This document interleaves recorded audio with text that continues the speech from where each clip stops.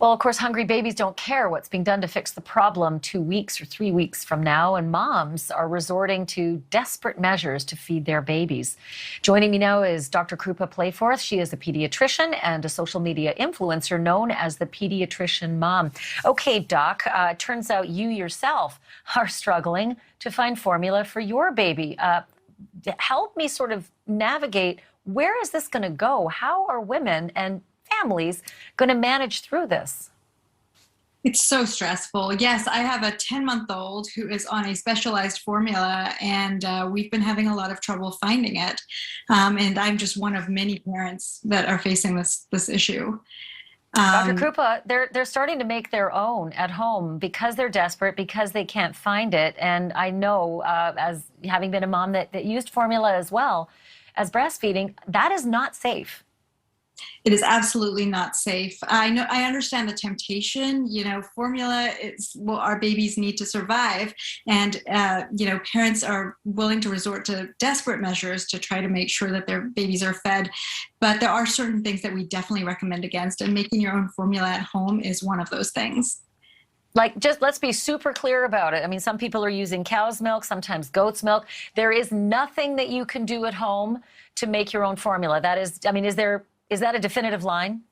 That is a line. You do not want to be trying to make formula at home. If you think about how formula is made, it's incredibly nutritionally dense. It's created in these sterile facilities. You cannot recreate that at home. Okay, what about diluting? Because that's something else a lot of moms have done, knowing that the can is almost empty and they haven't got a fresh one. Diluting, it seems to be an emergency, but is it still wrong? It's absolutely wrong. I understand wanting to make that formula last a little bit longer, but the trouble with diluting or mixing formula incorrectly is that you can end up with an imbalance in A, the nutrients, but also B, you can end up with electrolyte imbalances in your babies, and that can lead to seizures and all sorts of other health issues. So what about, you head to that store, we saw those shelves that were empty, but sporadically you see a couple other cans up there. If you're desperate and you are out, can you resort to switching brands or switching types of formula, only because the only other option is nothing?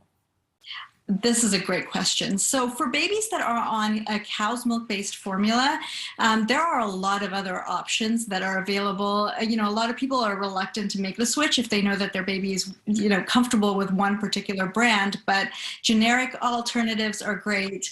For babies that are on more specialized formula, like mine, so if they have like a food allergy, or if they have other underlying health issues, if they're premature, for those babies, it's a little bit harder to just simply make a switch, and I would caution parents against doing that without talking to their pediatrician. Okay, so switching to another, brand, as long as it is a lateral switch, the same type, the same issues, no allergies, no specifics needed, that is fine. That's not going to make the baby uncomfortable or sick. So some babies are sensitive to the change, and you might notice for a few days that they are having a little bit of trouble adjusting, but that is still a better option than trying to resort to diluting or making your own formula, or even switching to a cow's milk or some other product. Okay, so I know you're a pediatrician, and I know that you guys have samples that you give. Yes. I got samples from, my pediatrician when I was breastfeeding and giving and supplementing with formula, whole other issue. But I'm guessing that even your samples might be in short supply. But can moms call their pediatricians and say, I am at zero and it's an emergency?